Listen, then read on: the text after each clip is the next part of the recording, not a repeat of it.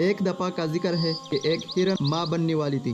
پیدائش کا وقت قریب تھا، جس کی وجہ سے اسے بہت درد محسوس ہو رہا تھا، یعنی پریگننٹ تھا۔ شام کا وقت تھا تو پورا جنگل گہری سیاہ بادلوں سے ڈھک گیا۔ کالی بادلوں کی وجہ سے آسمانی بجلی چمکی اور جنگل میں آگ گری۔ آسمانی بجلی گرنے سے جنگل میں بہت بھیانک آگ بھڑک اٹھی۔ آخر کار جنگل میں آگ لگنے کی وجہ سے ہرن کو اپنا گھر چھوڑنا پڑا۔ جنگل میں ایک ندی بہتی تھی۔ ہرن اس طرف بھاگنے لگی اپنے بچوں کو جنم دینے اور پانی پینے کے لیے۔ اس نے اپنا چہرہ پانی میں دیکھا۔ اس کو چہرے پر بہت زیادہ پریشانی نظر آ رہی تھی، کیونکہ اس کا گھر جل رہا تھا اور اسے بچوں کو جنم بھی دینا تھا۔ جب وہ پانی پی رہی تھی تو اسے اپنی بائیں جانب جھاڑیوں میں کچھ حرکت محسوس ہوئی۔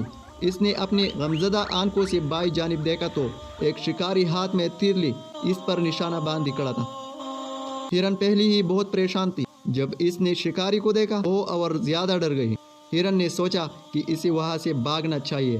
جب وہ دائیں سائیڈ موڑ کر بھاگنے لگی تو اس جھاڑیوں میں چھپا ایک شیر نظر آیا، جو ہرن پر حملہ کرنے کے لیے بالکل تیار تھا۔ ہرن نے اپنے ارد گرد دیکھا۔ اس کے بائیں جانب شکاری تھا، دائیں طرف شیر تھا، تیسری طرف جنگل کو آگ لگی ہوئی تھی اور اس کی چوتھی سائیڈ پر گہری ندی تھی۔ وہ ندی کو پار نہیں کر پاتا کیونکہ ندی بہت گہری اور مگرمچھوں سے بھری ہوئی تھی۔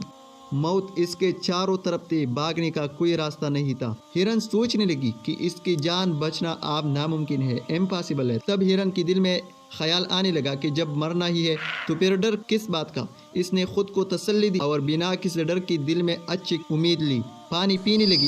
اس نے پانی میں دیکھا کہ شکاری نے اس پر تیر چلانے کے لیے جیسے ہی کمان کھینچی، ایک دم بہت دور سے آسمانی بجلی گرجی اور زوردار بجلی گرجنے کی وجہ سے شکاری کا ہاتھ کام کیا اور اس کا نشانہ چک کر تیر سیدھا جا کر شیر کی طرف۔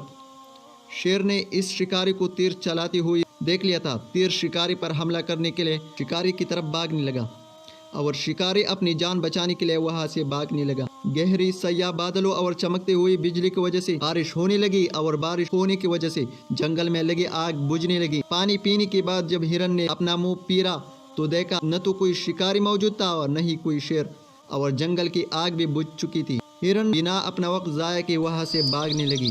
اس نے محفوظ سی جگہ تلاش کی اور 3 بچوں کو جنم دیا۔